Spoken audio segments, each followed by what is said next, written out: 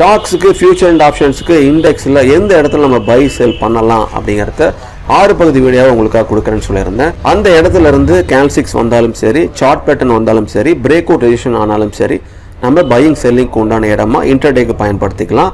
அதில் இப்போ நம்ம பார்க்க போகிறது ப்ரீவியஸ் டேவுடைய லோ. பொதுவாக இன்டர்டே பண்ணுறவங்க சப்போர்ட் அண்ட் ரெசிஸ்டன்ஸ், கேல்சிக்ஸ் எல்லாத்தையும் ஃபாலோ பண்ணுவாங்க. எந்த இடத்துல பை செல் பண்ணுறதுன்னு உங்களால் சூஸ் பண்ண முடியாமல் போகும். ஸோ இப்போ ப்ரீவியஸ் டே லோ இருந்துச்சு அப்படின்னா அந்த லோக்கு அப்புறமா வந்து பாருங்க, அது பிரேக் பண்ணி கீழே வரவே இல்லை. தொடர்ந்து அந்த ரேஞ்சில் 4 கேண்டில் வந்து ஸ்ட்ரகிள் ஆகிட்டு பிரேக் பண்ணி கீழே வராமல் அங்கேருந்து சப்போர்ட் எடுத்துட்டு மேலே போக ஆரம்பிக்குது. அதோடைய கன்ஃபர்மேஷனும் கிடைச்சிருச்சு. ஸோ இந்த இடத்த நாம பையிங் உண்டான வாய்ப்பாக பயன்படுத்திக்கலாம். ஒருவேளை அந்த ப்ரீவியஸ் டேவோடைய லோவை பிரேக் பண்ணி புல் பேக் செல்லிங் போட்டுச்சுன்னா அது கீழே வரதுக்குண்டான வாய்ப்பாக வந்து பார்க்கலாம்.